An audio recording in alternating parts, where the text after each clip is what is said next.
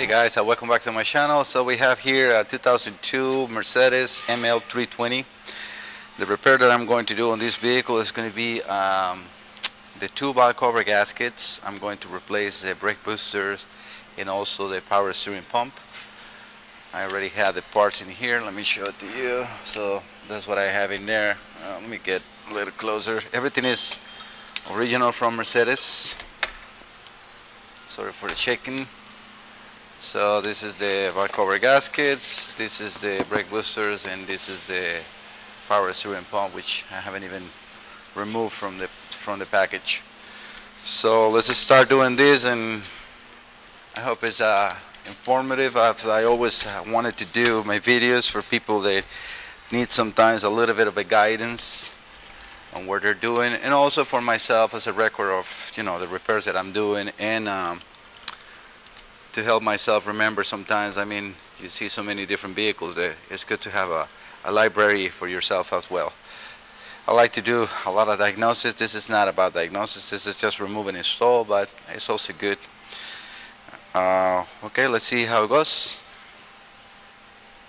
I'm going to start with the valve cover gaskets. Like that I get a better room to remove that brake booster, because we have this box in the way where we have the fuse block and most likely computers right here. No Mercedes, so it's a very tight space, so I'm most likely gonna have to remove some of the valves. I'm not sure if I'm really showing that in there. Let me go back a little bit so you guys can see what I'm talking about. That's better. So I think I'm gonna have to move this out of the way. This is too much work to get that out labor wise. This is the booster is around, I think it's 2.7 hours. The brake the valve cover gaskets are around 3.4. I haven't checked how much is how long it is to replace the power steering pump, but that's a basic thing. So one thing that I like to do first than anything is disconnect the battery. So it's very important, especially when you want to work your in the engine. I like to disconnect the negative of the battery, and that is done. Another thing that I like to do is try to clean a little bit of the valve cover and blow air on around it, because you're going to expose the engine or it's going to be open. So as you can see, it's very wet. So I already have a cardboard piece under the engine, so I don't get all the brake cleaner and degreaser on the shop floor.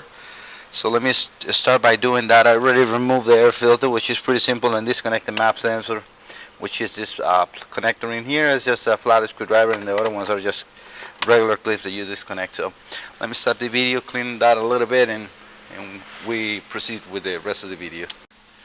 Alright, clean a little bit of the valve cover gaskets, the valve covers. You can see right there. Hopefully that shows up clear on the video. Again, this is just a pre-remove clean, so we're not working with like a full dirty engine. It has a lot of oil and carbon and dirt attached to it. I found some PCB lines and so broken, but that is normal. I mean, it's a 2000 something engine, so we're definitely gonna be looking at things like that on here.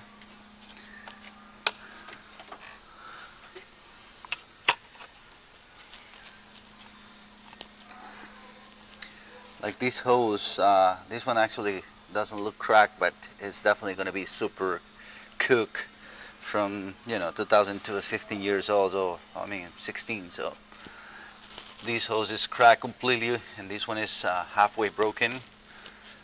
I already mentioned that to my service manager to make sure that we get the hoses the hoses that we're going to need here. All right, back in business. Let me move the camera a little bit this way so you guys can see better what I'm doing on this side. Alright, so I'm going to use this plier. It has kind of like a hook on the front that you can pull the wires without damaging it. Oops. This is what I usually use on the spark plugs. So you just wiggle it a little bit. Try not to damage the plug. Perfect. I mean the wire. If you feel that it's not coming, call the customer because they will get damaged. Or you can remove it from the coil. My goal is to remove the coils from the valve cover itself. And those are, let me see, I'm gonna need a little dipper. Looks like 230, but this is not gonna work in there. They're very short. Gotta get a longer one. I have one here. These are, yeah, this is a 230.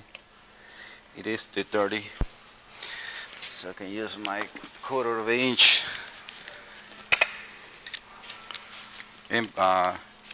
Milwaukee. It's a small drill. Yeah, that came out, no problem. Alright, so this is how it looks. Get that bolt out of here. So I'm going to clean this up very well. It's going to look like new when we want to install, but that's what I'm going to do with all the coils. Need to get as much room as I can. So again, I'm going just to repeat that 3 times. So let me stop the video to not make it too long. Alright, all the coils came out with no problem on this side at least, and I hope that is going to be the same way in the other side. We need to remove these tube coming from the transmission. That is the transmission dipstick with no dipstick. I just put that so you use a they sell this special dipstick for the transmission with like a different numbers and temperatures that you have to, you know, connect in the scanners and to see the right level of the transmission.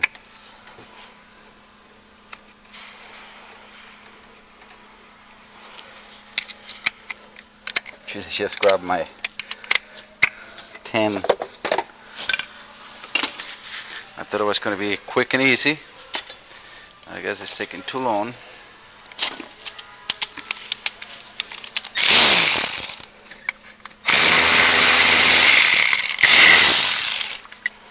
I love these things.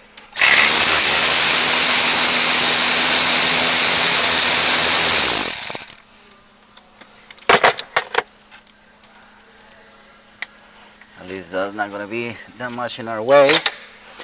Now I have the metal tray right here next to me, so I don't have to be walking away to put the bolts and the screws away. You got another E10 here with the dipstick for the engine.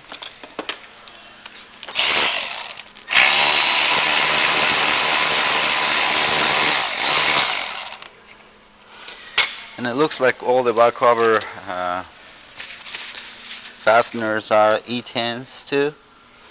So perfect, we can move the dipstick tube away, no problems.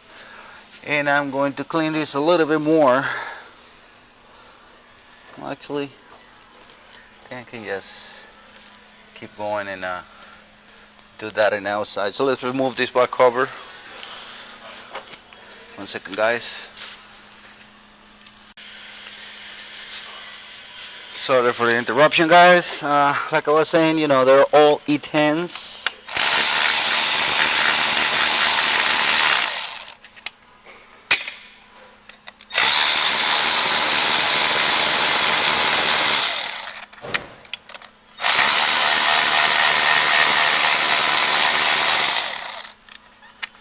You're gonna have like 3 different sizes.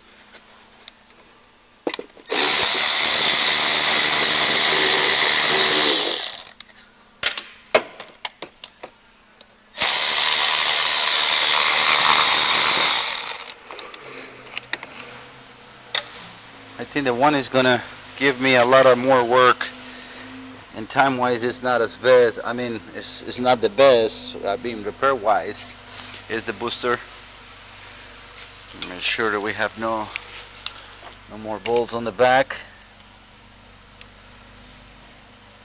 Like I said, you know, mirrors your best buddy working as a mechanic. Look like that's it. Yeah, this sidewall cover was not so bad. Let me just break that one loose.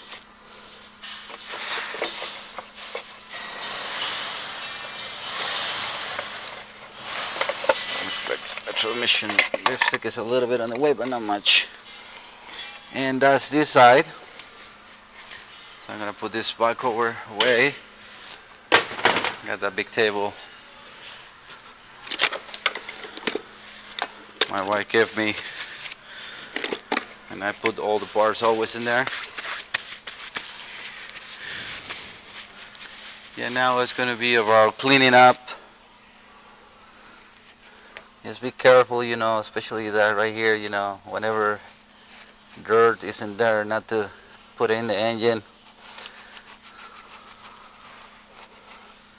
That's why I like to clean as much as possible before, because then you avoid to have, you know, falling particles inside the engine, which is not the case. This, you know, let me stop the video 1 second, guys. Alright guys, I'm about to install this back cover again. I already cleaned it up and I installed the new gasket in place. I cleaned the cylinder head, and I want to show you guys what I did here. 1 second. Alright, so what I did is I put a little bit of a silicone in here and on the back that has kind of like a shave down on each one of the ends. I cleaned with a rag very well oil that was dripping in there, which was not much. And this is the clean back cover. So what I did also is I put a little bit of a silicone like dots, like every 3 to 4 inches, depends on the shave. Like right here I put one here, here, here, here. I put like a good bit in here, and so is around, so the gasket stays in place when when you're going to install. As you can see, the gasket, the back cover looks pretty clean now. So let me put this back on.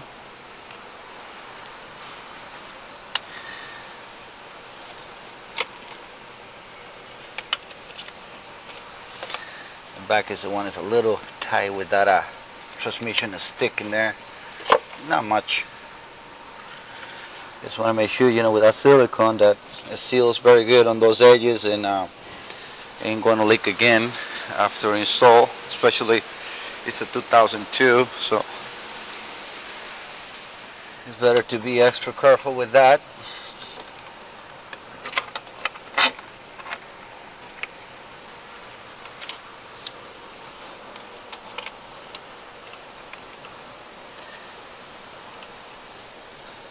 I like to set as much as bolts first without starting to tighten anything up, so I know it's in the right position.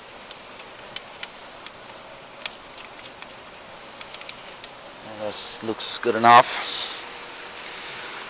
Now we need a E10 for that.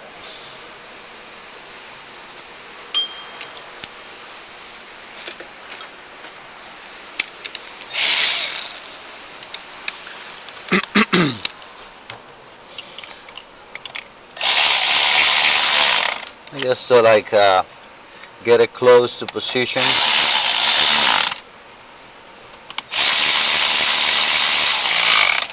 Not tight, just, you know, snug. Put the rest of the bolts to, you know, to screw that little bit of silicone that we're putting now. That also is going to help the gasket to stay in place and sealed very good.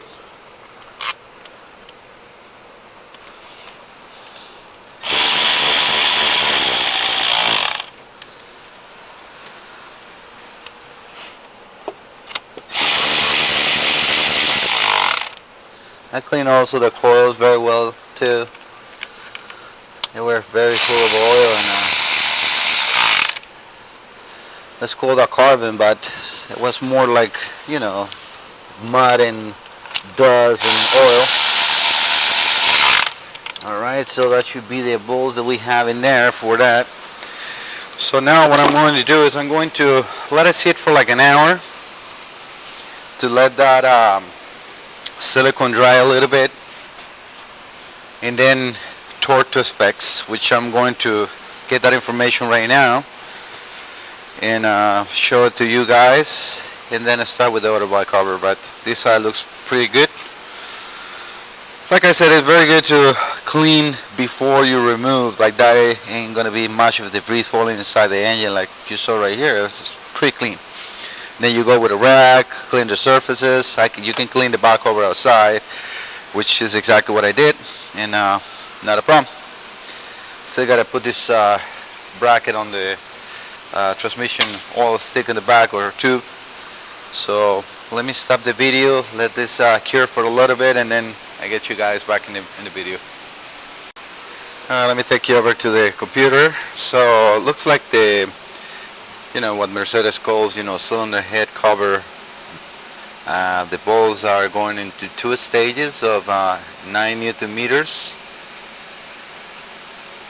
and then the second pass, no, actually, no, never mind. It's just 9 Newton meters. I was reading this one in here, but these are the ignition coils to cylinder, so those are at 8 Newton meters.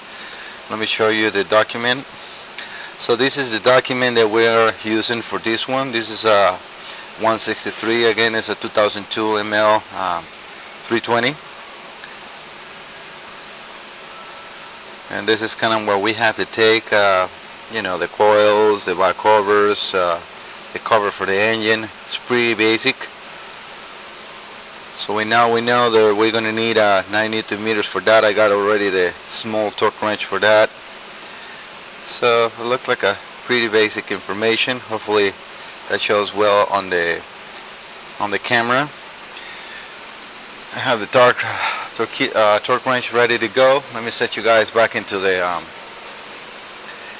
tripod, and I'll be right back. Alright, so I set the torque wrench into 9 Newton meters.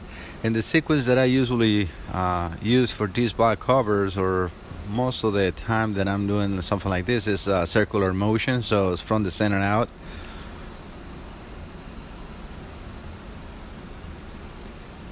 Yes, to slowly reach the 9 Newton meters, so it doesn't go past, especially when it's this slow, or not slow, a small amount of a torque specification. As you can see, I did that with the drill before, or the impact, the small one, the 1/4 inch, and it didn't went far, you know, because as you can see, the bolts are quite loose.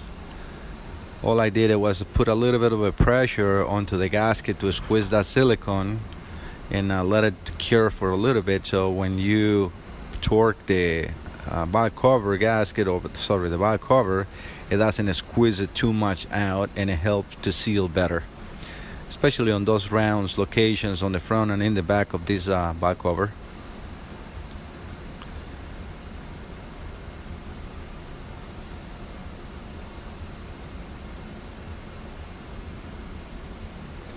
We're almost done, so we should have one more, because I think I already did this one. So this is already torque. Yep. So we need to do just the last one on the corner, the upper corner.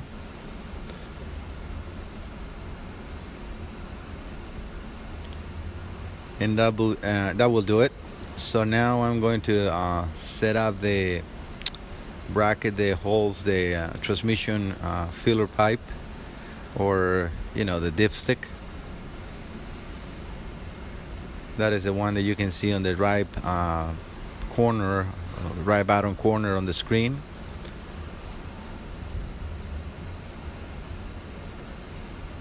So right now it's tied up and even.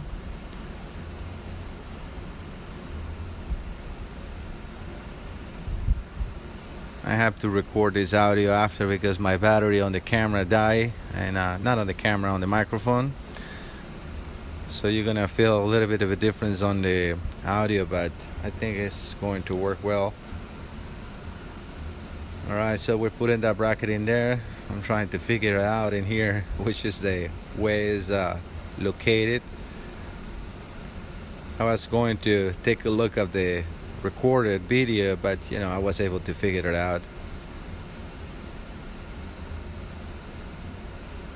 It's definitely on that bottom one. And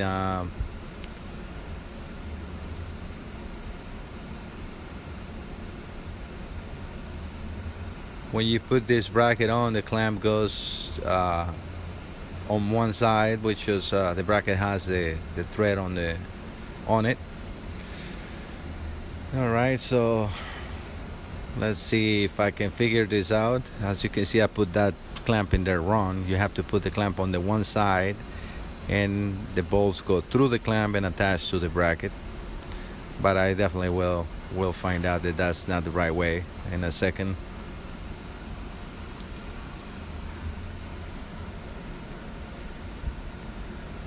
This uses two 10mm bolts.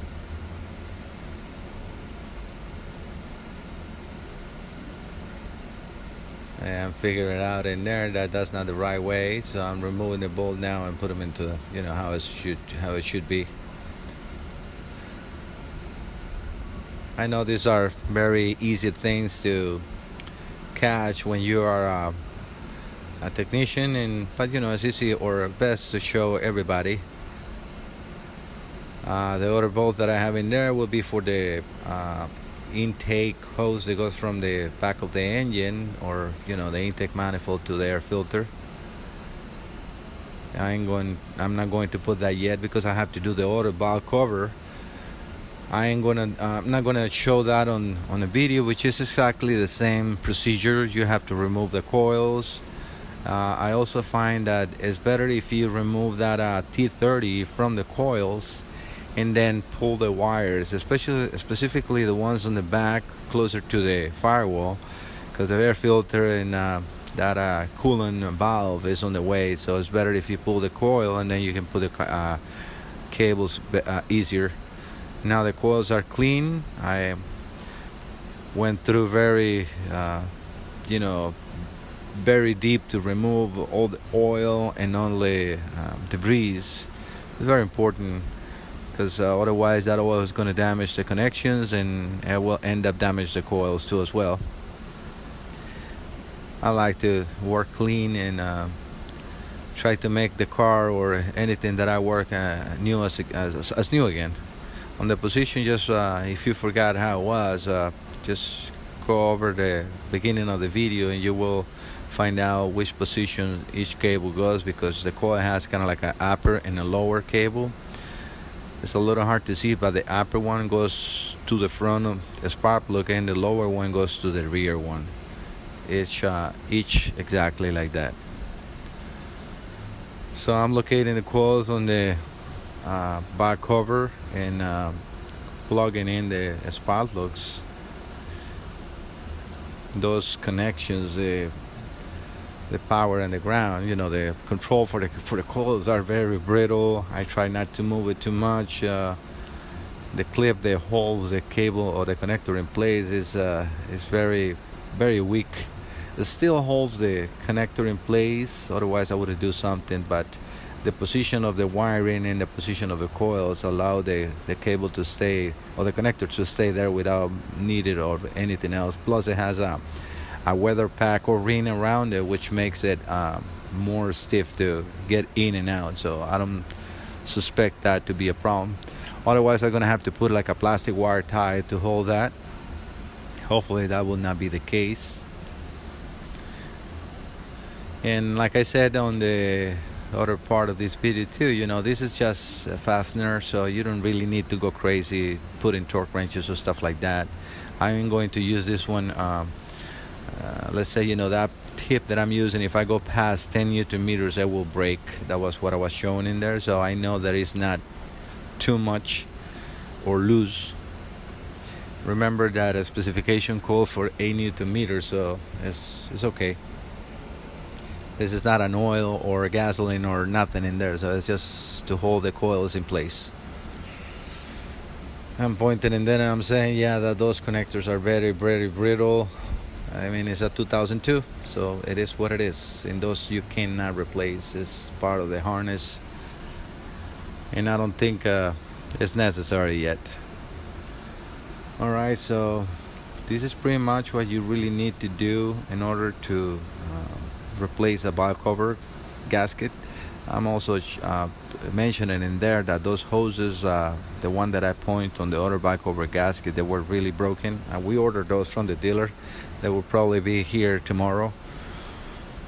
But that's it. I mean, this is as simple as it can be. You remove the upper cover, which is just pull it up. You have to remove the master flow sensor and part of the air filter housing, and the hose that goes on the back.